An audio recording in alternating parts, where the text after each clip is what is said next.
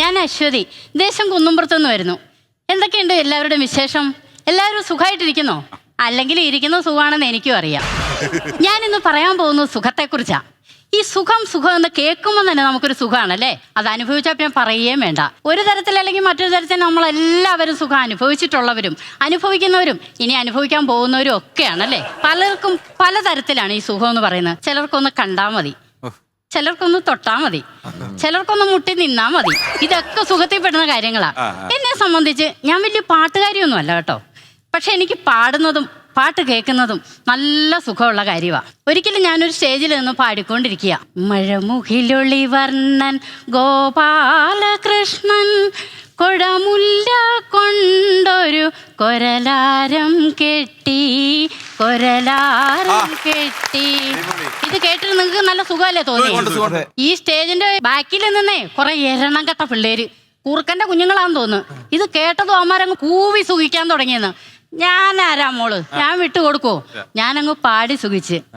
ഒഴുകിടുമാറ്റിന്റെ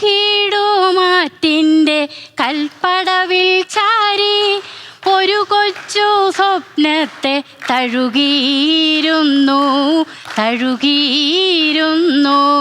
തഴുകുന്ന നല്ല സുഖമുള്ള കാര്യമാണല്ലേ. അത് തഴുകലേക്കുന്ന ആൾക്കും നല്ല സുഖമാണെന്നാണ് എനിക്ക് തോന്നുന്നത്. ഈ വീട്ടുജോലി എന്ന് പറഞ്ഞു കഴിഞ്ഞാൽ നല്ല കഷ്ടമുള്ള ജോലിയാണ് കേട്ടോ. ഈ കിടക്കുന്നതും ഒരു സുഖമുള്ളതാണ്. ഈ കിടപ്പെന്ന് പറഞ്ഞപ്പോഴത്തേക്കിന് എല്ലാവരും കൂടെ ഒരു ഗൂഢമായിട്ടൊരു ചിരിയല്ലേ. അതല്ല, മതിലിന്റെ ഉള്ളിൽ നിന്ന് ചിന്തിച്ചാൽ മതി, അപ്പുറത്തേക്ക് പോകണ്ട. നമ്മൾ ഈ പെണ്ണുങ്ങൾക്കേ ഒരു ദിവസത്തെ വീട്ടുജോലി മുഴുവനും കഴിഞ്ഞ് അടുക്കളയൊക്കെ ഒന്ന് ഒതുക്കി ഒന്ന് തിരിഞ്ഞു നോക്കിയിട്ട് കുളിയൊക്കെ കഴിഞ്ഞ് വന്ന് ഈ നടുവ് നിവർക്കാനൊരു കിടപ്പുണ്ട്. ഒന്നൊന്നര സുഖമാണത്. അത് കിടന്ന് തന്നെ അറിയണം. പിന്നെ വേറെ ചിലരുണ്ട് എന്തും ചെയ്യരുത് എന്ന് പറയുന്നത് ചെയ്യുന്നതിനകത്താണ് അവർക്ക് സുഖം. നിങ്ങളെല്ലാവരും കണ്ടിട്ടുണ്ടാവും, നോ പാർക്കിംഗ് എന്ന് എഴുതി വെച്ചിരിക്കുന്നതിൻ്റെ തൊട്ട് താഴെ കൊണ്ടുപോയി വണ്ടി പാർക്ക് ചെയ്യുന്നിട്ട് അവരുടെ പോക്കിന് പോകും. അത് അവർക്കൊരു സുഖമാണ്. വേറൊരു കൂട്ടരുണ്ട്, ഇവിടെ മൂത്രം ഒഴിക്കരുത് എന്ന് എഴുതിയിരിക്കുന്നതിന് തൊട്ട് മുമ്പിൽ പോയി നല്ല സുഖമായിട്ട് ഇന്നത് അങ്ങനെ സാധിക്കും. അപ്പം കിട്ടുന്നൊരു സുഖമുണ്ടല്ലോ, അത് പറഞ്ഞാലൊന്നും പറ്റില്ല കേട്ടോ, അനുഭവിച്ച് തന്നെ അറിയണം. വേറൊരു സുഖമുണ്ട്. പണ്ടൊക്കെ ഈ കത്തെഴുതുക എന്നൊരു കാര്യമുണ്ട് അല്ലേ. കിട്ടിയിട്ടുണ്ടായിരിക്കും അല്ലേ? അറ്റത്തിരിക്കുന്ന സുന്ദരന് കിട്ടിയിട്ടുണ്ടാവും അല്ലേ ഒരുപാട്. എനിക്ക് ആ മുഖം കണ്ടപ്പോഴേ മനസ്സിലായി കിട്ടിയിട്ടുണ്ടെന്ന്, കൊടുത്തിട്ടുണ്ടെന്ന് മനസ്സിലായി. പക്ഷേ ഭാഗ്യമോ നിർഭാഗ്യമോ എന്ന് പറയട്ടെ, എനിക്ക് ആർക്കും കൊടുക്കാനും സാധിച്ചിട്ടില്ല, കിട്ടിയിട്ടുമില്ല. പക്ഷെ ഇത് ഞാൻ ഒരുപാട് വായിച്ചിട്ടുണ്ട് കേട്ടോ. കാരണം എന്താ വെച്ചാൽ എൻ്റെ കൂട്ടുകാരികൾക്കെല്ലാം ഇഷ്ടം പോലെ കിട്ടിയിട്ടുണ്ട്. ഇത് വായിക്കുമ്പോൾ കിട്ടുന്നൊരു സുഖമുണ്ട്. ഈ എഴുതിയവന്മാരില്ലേ, ഞാൻ എപ്പോഴും ആലോചിച്ചിട്ടുണ്ട്, ഇവന്മാർ എന്ത് കണ്ടിട്ടാണ് ഈ അന്തവും കുന്തവും ഇല്ലാതെ ഈ എഴുതി വെച്ചിരിക്കുന്നതെന്ന്. പക്ഷെ വായിക്കാൻ നല്ല സുഖമാണ് കേട്ടോ. ഇപ്പം നമ്മളെ സംബന്ധിച്ച് പറഞ്ഞു കഴിഞ്ഞിട്ടുണ്ടെങ്കിൽ എല്ലാവർക്കും സുഖം കിട്ടുന്നൊരു കാര്യം എന്താണെന്നറിയാമോ? ഞോണ്ടുക. അതിനകത്താണ് എല്ലാവർക്കും സുഖം. ഇങ്ങനെ പ്രസവിച്ച് കയ്യിലേക്ക് കൊടുക്കുന്ന കൊച്ചിന്റെ കയ്യിലേക്ക് ഇതങ്ങോട്ട് കൊടുത്തു കഴിഞ്ഞിട്ട് സന്തോഷമായി.